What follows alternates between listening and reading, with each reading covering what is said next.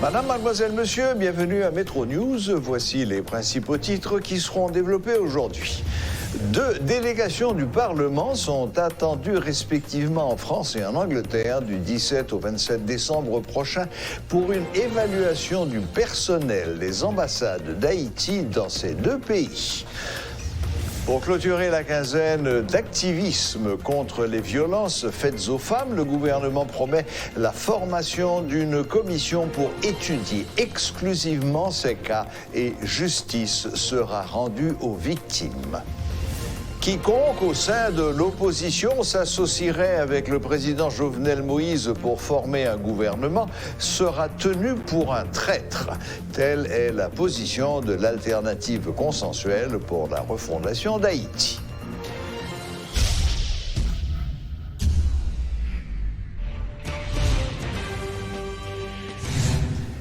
La ministre à la condition féminine, Evelyne Sainville, condamne les actes de violence enregistrés sur les femmes, notamment ceux perpétrés à la prison civile des Gonaïves en novembre dernier.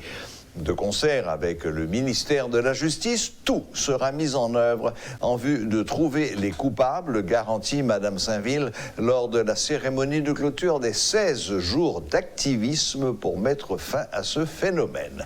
Suivez les déclarations de la ministre Sainville.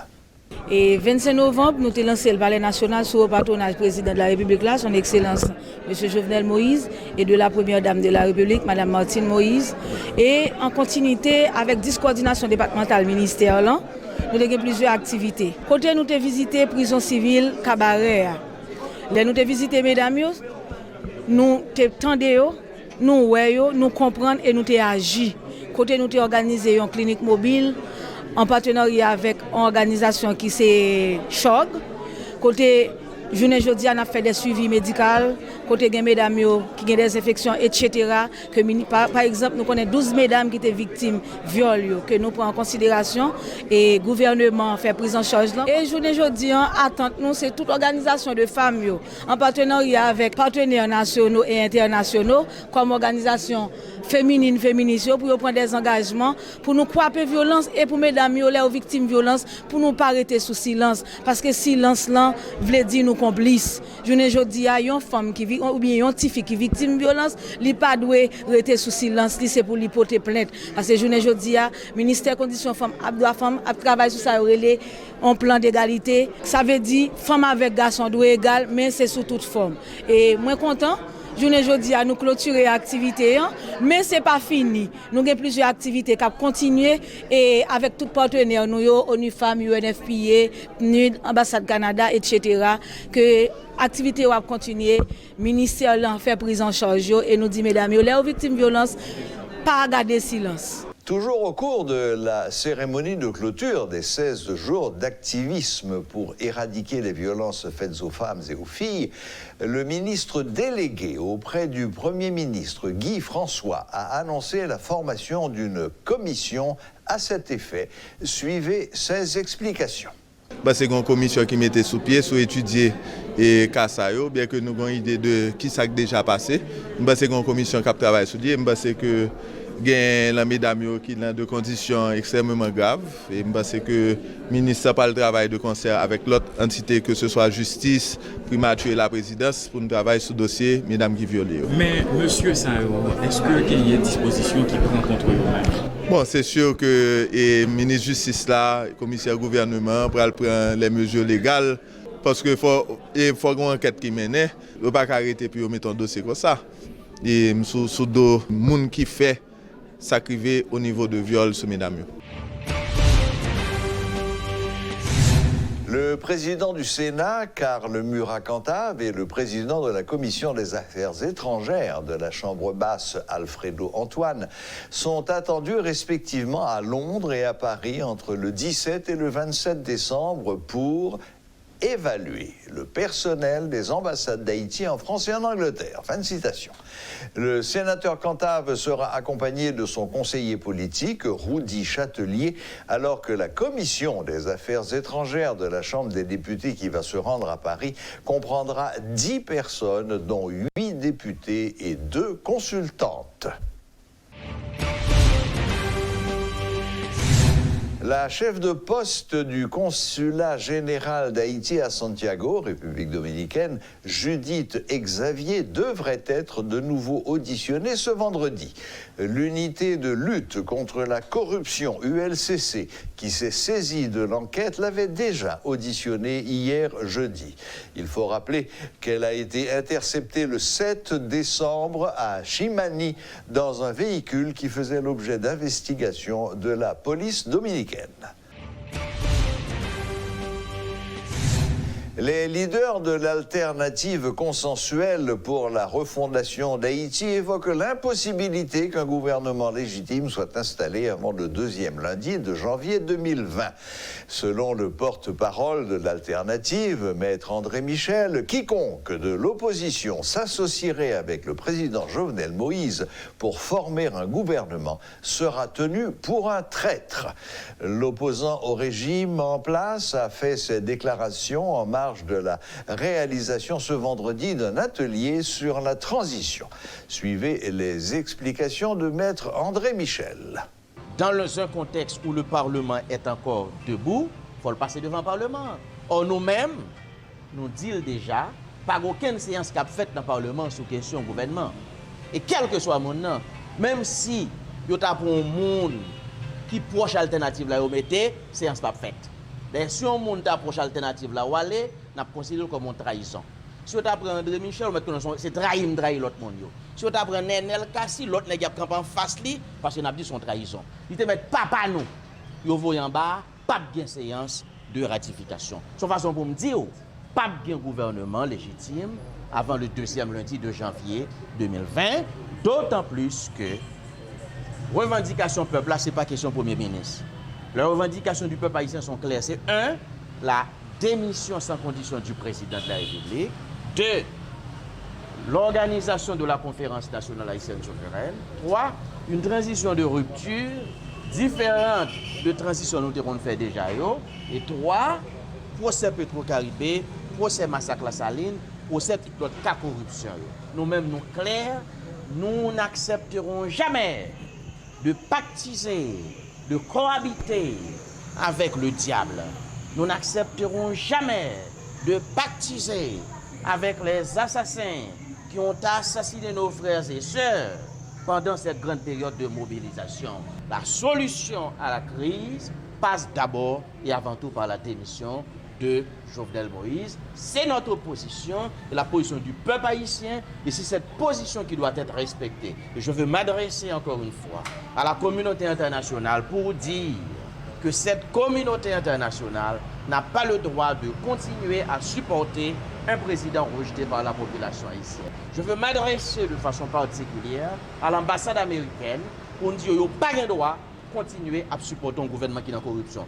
L'objectif est clair, maintenir allumé le flambeau de la mobilisation populaire. Et le 1er janvier 2020, nous serons présents sur la place d'Armes de Gonaïves pour répondre à l'invitation de la population de cette ville en participant à la cérémonie de célébration de l'indépendance nationale. Le combat continue.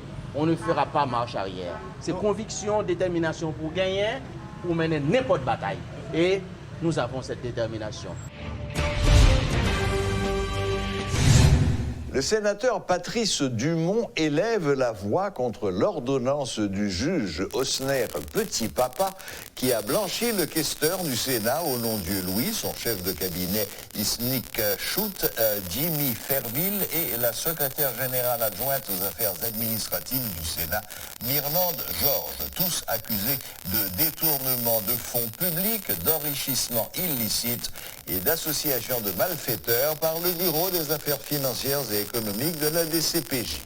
Dans une note datée du 11 décembre, le sénateur déplore que le juge instructeur Petit-Papa ait fait l'impasse sur les témoignages accablants et les nombreuses preuves contre les accusés. Il appelle le commissaire du gouvernement de Port-au-Prince à reprendre les poursuites afin de faire jaillir la vérité. Par ailleurs, l'élu de l'Ouest a également évoqué d'autres pratiques répréhensibles qui se tiennent au Sénat. Lancement officiel ce 13 décembre de la nouvelle plateforme mobile de Télé Haïti dénommée Télé Haïti APP. À partir de cette application, les utilisateurs peuvent se connecter simultanément sur différents appareils et pourront enregistrer les programmes de leur choix. Rodolphe Pierre-Louis a assisté au lancement de cette plateforme. Suivez son reportage.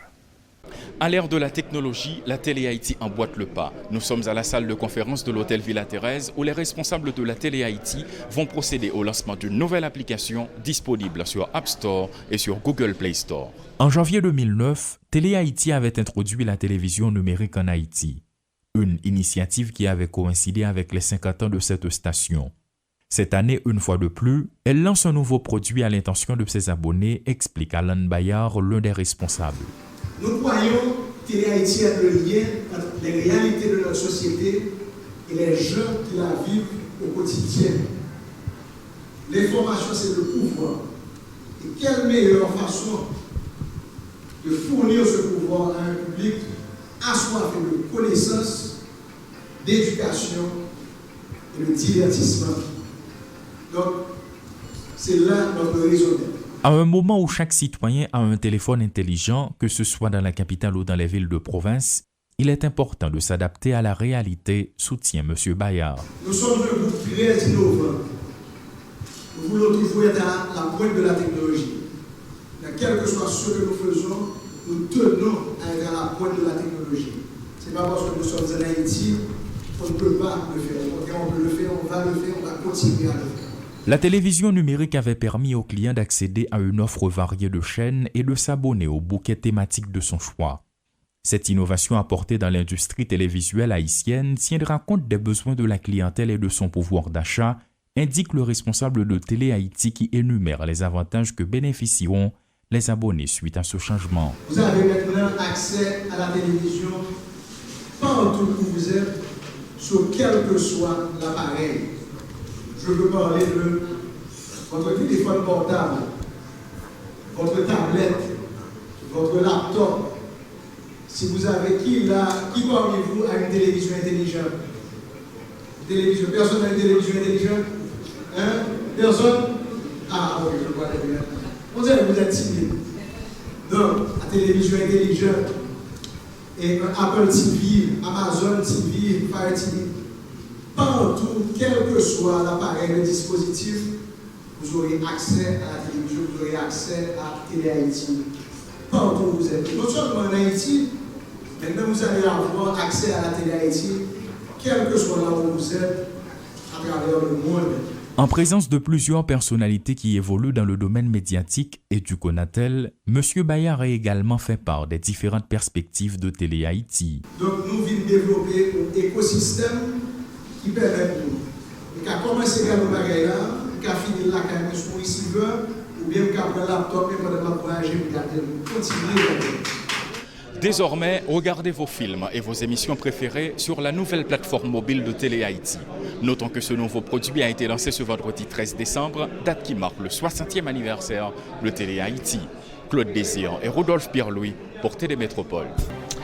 Voilà, la boucle est bouclée. Merci de nous rester fidèles. Excellent week-end à toutes et à tous. Et n'oubliez pas que vous pouvez regarder Métro News en différé sur YouTube à l'adresse Métropole Télé. À la prochaine, même heure, même chaîne.